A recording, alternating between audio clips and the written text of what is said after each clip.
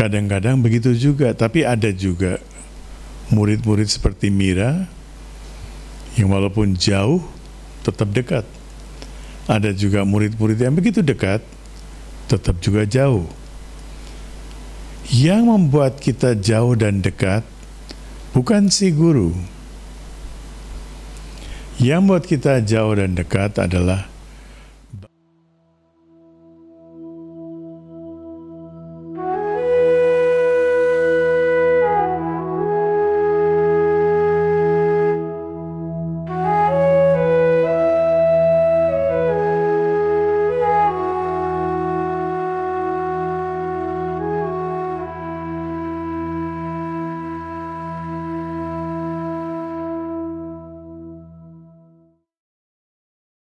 beberapa hari yang lalu saya membaca sebuah cerita yang indah sekali.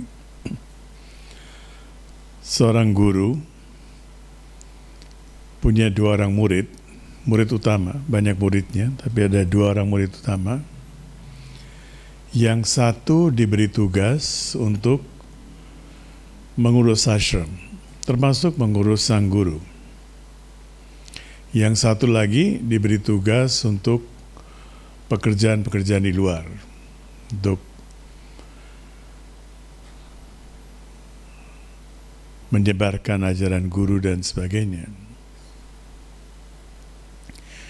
Dua-duanya sudah berada bersama guru selama 12 tahun, dan angka 12 tahun ini penting sekali karena menurut tradisi-tradisi kuno, kalau sudah 12 tahun bersama guru, baru bisa memahami guru.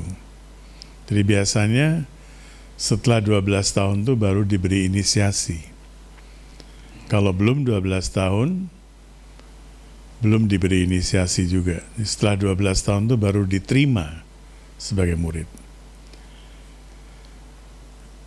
Dan dua-duanya tahu bahwa angka 12 tahun ini angka keramat, angka tradisional sekali.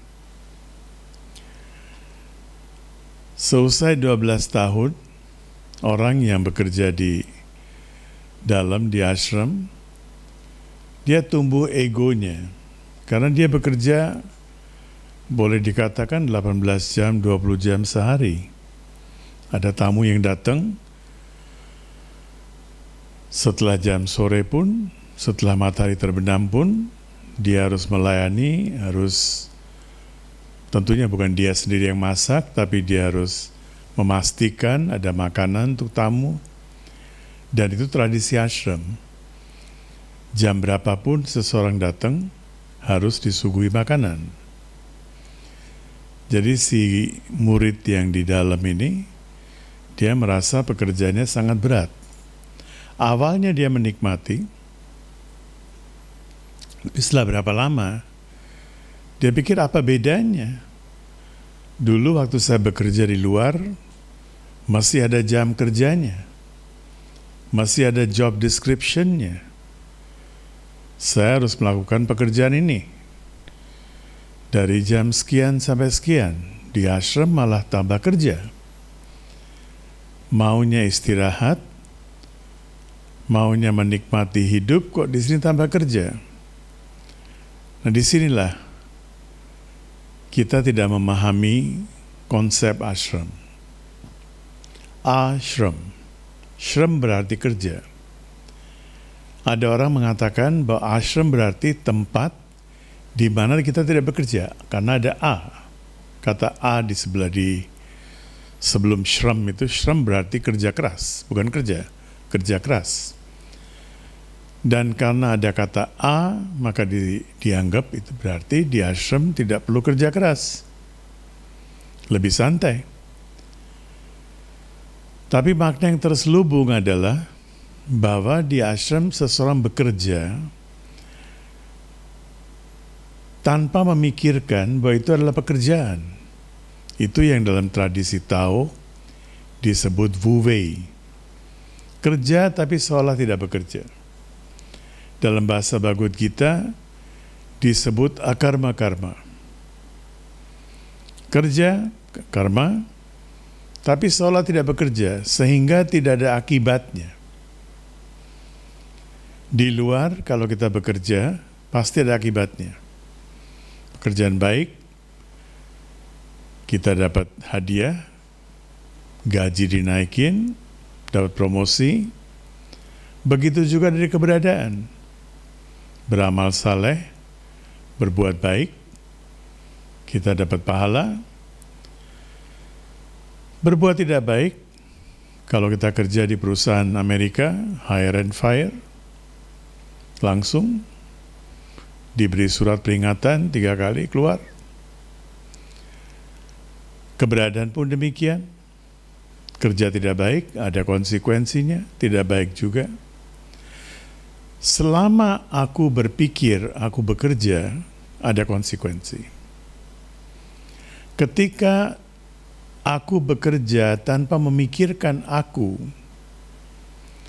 pekerjaan sedang terjadi lewat diriku, dan aku berterima kasih kepada guru, kepada keberadaan, kepada Gusti, apapun sebutan kita, bahwa aku diberi kesempatan untuk berkarya seperti ini, di mana karyaku ini tidak akan membuahkan hasil. Tidak ada hasil baik, tidak ada hasil buruk. Banyak orang berpikir, kalau kita spiritual, semuanya harus baik. Ya, kalau kita berbuat baik, hasilnya pun akan baik. Kalau aku merasa aku berbuat, aku juga bertanggung jawab, dan mustahil kita 24 jam, 7 hari setiap minggu, kita berbuat baik terus. Pasti ada yang tidak baik juga. Dan tidak baik itu berakibatkan juga, punya akibatnya juga. Ada konsekuensinya juga. Tapi kalau kita bekerja sebagai persembahan, seperti yang kita katakan, bukan cuma sebagai nishkam karma, tidak memikirkan hasil. Krishna memberi begitu banyak pilihan. Salah satu pilihan adalah yajna, sebagai persembahan. Ketika kita mempersembahkan sesuatu, tidak lagi memikirkan hasil. Tidak ada aku. Dan karena tidak ada aku, maka tidak ada akibatnya, tidak ada konsekuensinya. Tetapi orang ini yang bekerja, merasa bekerja, bela-belain, mati-matian saya bekerja di ashram. Dulu waktu saya di luar ashram malah tidak begitu sibuk, sekarang menjadi begitu sibuk. Egonya muncul. Siapa yang bisa bekerja seperti aku di ashram ini? Sementara itu, yang di luar, dia punya tugas untuk menyebarkan ajaran guru, punya tugas-tugas lain. Ketemu dengan guru belum tentu seminggu sekali. Hari Minggu dia baru punya waktu datang ketemu dengan guru. Sehari-hari sibuk dengan pekerjaannya, sibuk dengan pekerjaan ashram. Jadi cuma bisa datang seminggu sekali, kadang 2 kali. Selesai 12 tahun, si guru memanggil dua-duanya. Katakan si A dan si B. Si A ini yang bekerja di dalam, si B yang di luar. Dua-duanya diberi hadiah yang sama. Satu cawan. Cawan itu taruh air. Kalau di sini kita pakai kendi ya, dari tanah liat. Di India cawannya itu bulat seperti priuk gitu ya, seperti vessel, kontainer gitu. Bisa untuk masak, bisa untuk taruh air. Diberi cawan dari tanah liat, dan si guru mengatakan tanah liat ini tanah liat kuno nih, keramik kuno. Guru saya memberikan kepada saya, meninggalkan untuk saya, dan 2 ini sekarang karena 2 dia tinggalkan, saya berikan 1 orang 1. Yang bekerja di dalam 12 tahun saya bekerja, nggak ada cerita inisiasi, nggak ada cerita diksha, diberi cawan priuk dari tanah liat, keramik, oke, keramik kuno, fine. Seberapa sih nilainya? Ratusan ribu, jutaan, berapa? Yang kedua, yang bisa datang ke ashram belum tentu 2 kali seminggu, kadang-kadang cuma sekali seminggu. Dia mendapatkan cawan itu dan dia mengatakan kepada guru, saya sungguh tidak berharga, I'm not worthy for this gift. Guru, maha guru yang meninggalkan ini untuk guru, dan guru memberikan kepada kita, saya merasa sangat tidak worthy, tapi guru maha tahu, kalau memang diberikan ini, saya berterima kasih sekali, saya tidak tahu mau ucapkan apa. Yang tinggal di dalam diam. Dia terima begitu saja. Kadang-kadang hubungan kita dengan guru bisa dibagi dalam 3 kelompok.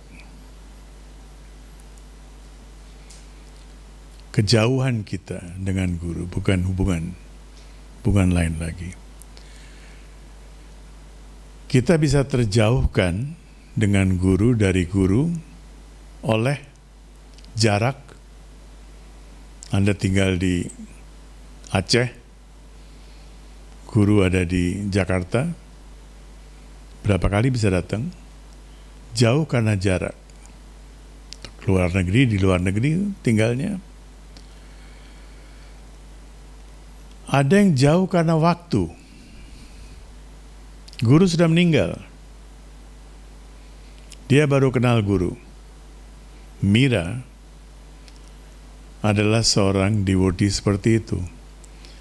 Jarak antara dia dan guru Krishna 4.500 tahun. Ramakrishna Paramahansa seperti itu. Jarak antara mereka dengan guru mereka ribuan tahun. Tapi jarak itu tidak menjadi soal bagi mereka. Yang parah adalah yang jauh karena tidak ada shraddha. Ada juga murid seperti yang pertama tadi, si A ini, tinggal di ashram, tapi shraddhanya sudah luntur sejak kapan-kapan. Dia tinggal di ashram bukan karena ashram lagi. Punya teman, punya sahabat. Kalau saya sekarang keluar dari ashram sudah 12 tahun di sini, apa kata orang? Ada juga orang seperti itu. Dan bertahan-tahan bukan karena guru, bukan karena ashram, bukan karena sangga, tapi karena hubungan-hubungan yang kita bina di dalam ashram. Sudah punya teman, sudah punya komunitas di sini, sudah punya orang-orang yang saya kenal baik. Yang kedua, si B tidak punya kondisi seperti itu. Dia punya faith, dia terjauhkan oleh waktu, oleh jarak, tapi didekatkan oleh bakti dia, oleh shraddha dia. Dua-duanya pulang ke rumah. Yang satu yang tidak menghargai pemberian guru, lagi lewat, di situ ada toko penjual yang menjual barang-barang antik. Kebetulan si pemilik toko berada di luar toko dia. Dia lihat priuk ini, cawan ini, dia bilang, kamu dapatkan dari mana ini? Saya dapat dari guru. Dia yang kasih. Kamu tahu nggak harganya berapa ini? Nggak tahu. Ini harganya bisa jutaan. Karena priuk ini barang langka, keramik kuno sekali. Dan saya tahu karena saya penjual barang antik. Si murid ini berpikir, apa yang saya akan lakukan dengan satu wadah yang terbuat dari tanah liat? Tanya kira-kira berapa juta, dia kasih nilainya sekian juta. Oke, saya jual sama kamu. Jual dia. Dia bawa pulang berapa juta itu, dia merasa oke, fine. Nggak dapat apa-apa, tapi setidaknya ada berapa juta.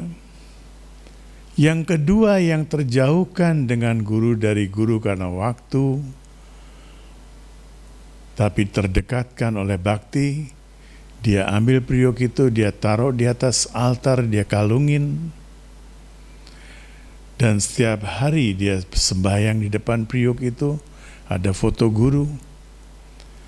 Sekali waktu, kebetulan ada kucing lewat, periuk itu jatuh, pecah. Ternyata di dalamnya terbuat dari emas murni. Di atasnya dikasih lapisan tanah liat. Dia cepat-cepat mengambil itu. Dia pulang ke ashram, dia pergi ke ashram. Dia bilang, guru maafkan saya, tapi ini periuknya jatuh. Saya tidak bisa merawat pemberian guru. Tapi ternyata di dalamnya ada emas. Mungkin guru tidak tahu. Saya kembalikan ini untuk dijadikan modal untuk ashram. Si guru bilang, saya tahu. Guru saya ketika memberikan kepada saya, dia sudah memberitahu kepada saya, dalamnya emas. Dua-duanya sama. Yang saya berikan kepada temanmu itu juga sama, persis sama. Dalamnya juga emas. Tapi saya dengar dia jual dengan harga jutaan rupiah, padahal nilainya mungkin ratusan juta. Mungkin lebih dari 1 miliar. Nilainya jauh lebih dari nilai barang antik. Cerita ini terputuskan dengan cara yang saya kira absurd sekali. Seolah nggak ada endingnya. Endingnya adalah bahwa kita harus memikirkan sendiri. Kita berada di mana? Kita seperti si A atau seperti si B. Hubungan kita dengan guru bisa dekat, bisa jauh. Tidak menjadi soal. Kadang-kadang yang jauh, kita ada pepatah juga kan, jauh dari mata, jauh dari hati. Kadang-kadang begitu juga, tapi ada juga murid-murid seperti Mira, yang walaupun jauh, tetap dekat. Ada juga murid-murid yang begitu dekat, tetap juga jauh. Yang membuat kita jauh dan dekat, bukan si guru. Yang membuat kita jauh dan dekat adalah bakti kita, shraddha kita. Itu yang membuat kita jauh dan dekat. Cerita ini adalah sebuah renungan untuk kita renungkan kembali. Kita berada di mana? Kita termasuk golongan A atau golongan B, atau bahkan tidak punya golongan seperti buku baru kita nanti, si goblok, si bijak, dan diantaranya. Kita berada di mana? Goblok, bijak, atau diantaranya? Sampai pembuat ilustrasinya bingung nih. Di antaranya itu seperti apa?